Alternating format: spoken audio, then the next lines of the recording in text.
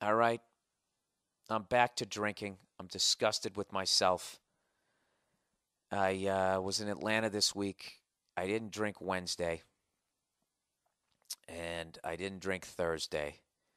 And then Friday was coming along, and I was tired. Now, my buddy was opening for me, and I had a couple of drinks. I had 2 beers, and then I switched to water, which is a great thing, and it usually makes me stop.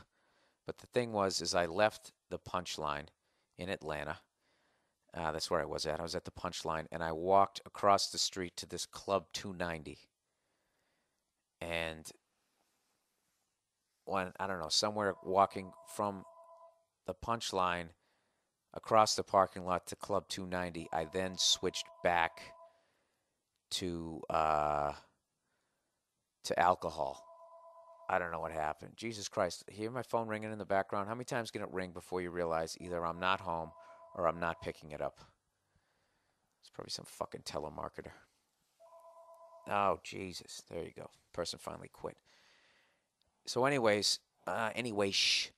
I walk over there and people are drinking, so I had a couple more Budweisers, and then the fucking bartender over there. If you guys live in the Atlanta area, and I feel really bad telling you this, all right? Because it's such a cool fucking thing that I don't want it to get ruined and become anything touristy. You know what? I can't even remember what the name of the thing was. Just go in there. There's a bartender named Tommy, and just ask him if he can spin the wheel. All right? This guy out of nowhere says to me and Paul Verzi, who's opening up for me, who fucking killed all weekend. He just pulls out this drum head, and it's got an arrow, and it has a bunch of shit written all around the rim of the drum head. And he goes, spin the arrow, and you'd spin it. And I was so drunk, I don't even know what I got. And Paul spun it first. He got something. The guy goes, okay, you got this. Then he has me spin it. And he goes, all right, you got this. And then he walks over and he picks up this, I don't know what it is. You know, like that thing like that they put like Jaeger in? You know, when you do, like they have Jaeger on tap, you know those things?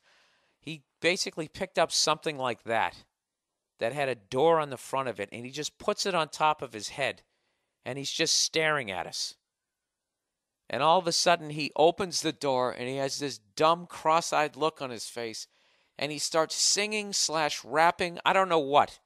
And it doesn't even sound like English, and at the end of every sentence, it kind of fucking rhymes.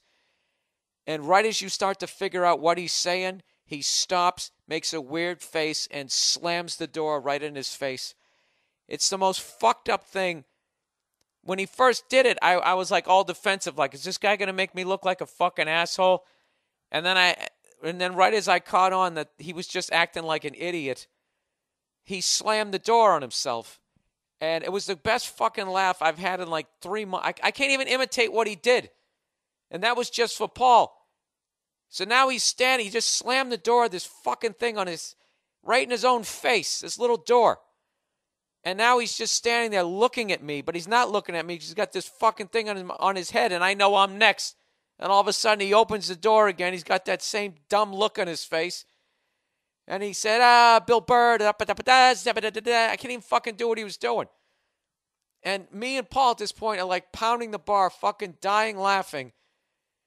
And you didn't want it to end, and all of a sudden he just stops with this fucked up look on his face, and he slams the door in his face again. Club 290, the guy's name's Tommy.